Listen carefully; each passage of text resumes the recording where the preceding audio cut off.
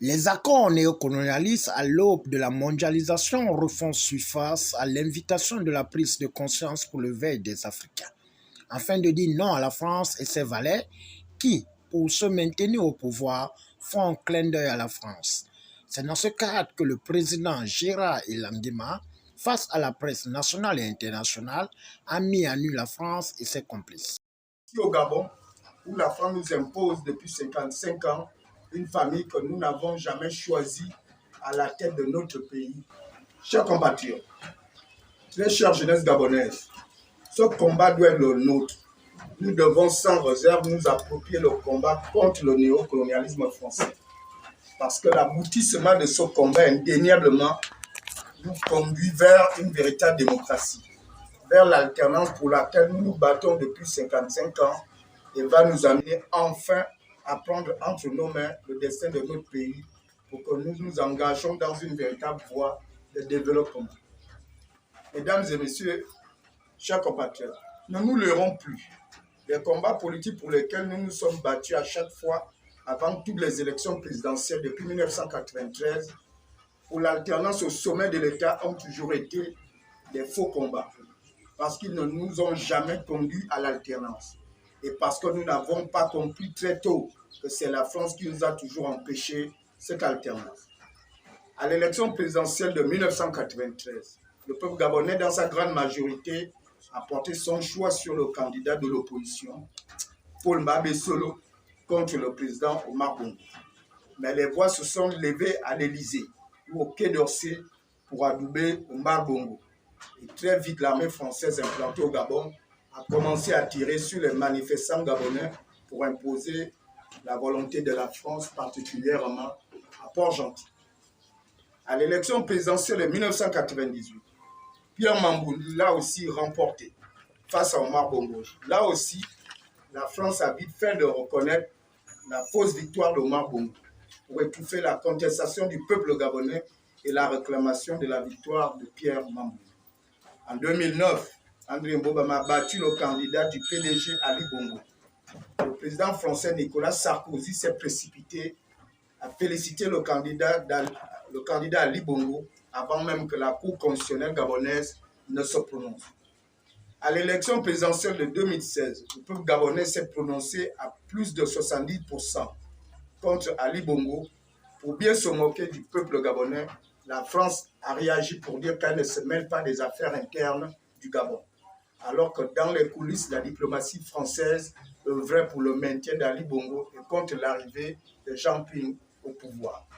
France, les Bongo PDG ne peuvent en aucun moment remettre en cause les pratiques du CFA qui empêchent pourtant nos pays de se développer au profit de la France. Et en contrepartie, la France assure au Bongo PDG, à travers le 6e bilan, la protection et la longévité au pouvoir contre la souveraineté du peuple gabonais. Tant que nous ne nous levons pas pour demander le départ de l'armée française, elle continuera à garantir la longévité de la famille Bongo PDG au pouvoir. Tant que le franc CFA continuera à être utilisé comme monnaie dans nos pays, tant que toutes les pratiques occultes qui servent les intérêts de la France au Gabon et de la seule famille Bongo PDG au détriment du peuple gabonais ne sont pas remis en cause, tant que l'ensemble de la vraie opposition gabonaise ne s'associe pas pour faire du néocolonialisme français un combat commun, tous les combats pour l'alternance au sommet de l'État seront des combats en vain. Le développement du Gabon auquel nous aspirons tous ne sera qu'une vue de l'esprit. C'est pourquoi j'insiste à dire que si nous ne nous mobilisons pas pour demander le départ de l'armée française et la réforme du franc CFA, la France va à nouveau nous imposer son choix. Et son choix, c'est un membre de la famille Bongo.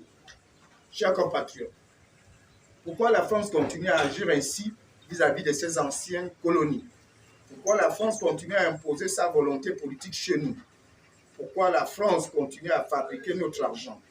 Pourquoi la France maintient sa base militaire dans notre pays alors que d'autres dirigeants européens l'accusent ouvertement d'être à l'origine de la souffrance des peuples de plusieurs pays africains pour lesquels elle continue à fabriquer l'argent? Ces propos sont celui du vice-président du Conseil italien, l'Allemagne, l'Angleterre ou l'Italie, qui sont les voisins européens de la France et qui sont aussi les grandes puissances économiques ou militaires mondiales, ne fabriquent pas l'argent d'aucun pays, d'aucun autre pays. N'ont aucune base militaire dans aucun pays africain. Ils n'imposent aucun dirigeant dans aucun pays africain. Pourtant, ces pays-là sont placés parmi les pays les plus avancés du monde. Pour le cas du CFA, par exemple, que la France continue à fabriquer pour 15 pays africains. Je le redis encore ici que la France exige à ces 15 pays de déposer 50% de leurs recettes d'exportation au trésor public français. C'est-à-dire que quand le Gabon, par exemple, vend à l'extérieur tout ce qu'il gagne comme devise, c'est-à-dire comme monnaie étrangère, la France exige au Gabon de lui verser la moitié de cet argent. Si le Gabon vend aux États-Unis 1 million de tonnes de manganèse, par exemple, et que ces 1 million de tonnes font, par exemple, 1 milliard de dollars américains, la France exige en ce moment au Gabon de lui donner la moitié de cette somme, c'est-à-dire 500 milliards de dollars. Et cela dure depuis 1945. Et tenez-vous bien, entre 1945 jusqu'en 1973, les pays qui utilisent le CFA, y compris le Gabon, donnaient 100% de leurs recettes d'exportation à la France. Et de 1973 jusqu'au 20 septembre 2005, c'était 65% de nos recettes issues de nos ventes extérieures que les pays de la zone CFA déposaient au Trésor public français. Pourquoi des brillants économistes devenus opposants, pourtant comme les barreaux chambliers, n'ont-ils jamais dénoncé ces pratiques françaises qui ruinent l'économie gabonaise? Pourquoi Jean Ping, qui pourtant a un doctorat en économie et qui sait que le franc CFA n'est pas à l'avantage du Gabon et des autres pays africains, n'a jamais critiqué cette monnaie qui nous empêche de nous développer? Chers compatriotes, il y a comme une servitude volontaire de la part de nos dirigeants et de la part de nos hommes politiques vis-à-vis de la France, alors que les peuples francophones africains, dans sa majorité, demandent la révision des accords qui ne rassurent pas l'espoir de la jeunesse africaine. Même parfois, quand certains dirigeants français se montrent ouverts face à la question de la réforme du CFA, nos dirigeants et certains hommes politiques de l'opposition se montrent hostiles à ces réformes du CFA. C'est pourquoi vous n'entendez jamais des hommes politiques gabonais de tous bords soulever le débat contre les intérêts français au Gabon ou contre le franc CFA. Pourtant, le franc CFA, par exemple, de par ses caractéristiques en particulier trois, la fixité du change avec l'euro, la totale garantie de convertibilité du CFA en euro et la libre circulation des capitaux sont des facteurs puissants des richesses hors de la zone CFA.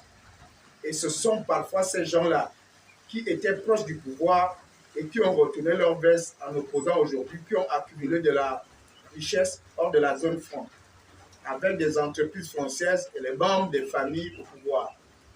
Ce qui se passe avec le franc CFA, c'est que c'est une petite élite gabonaise et des entreprises françaises qui sont dans une logique d'économie d'empire qui bénéficient seuls d'un système au détriment du plus grand nombre. Le cas du PDG qui m'a traité de fou ou du ministre de l'Intérieur qui a refusé d'autoriser la marche que j'ai voulu initier contre la France, contre la présence militaire française au Gabon.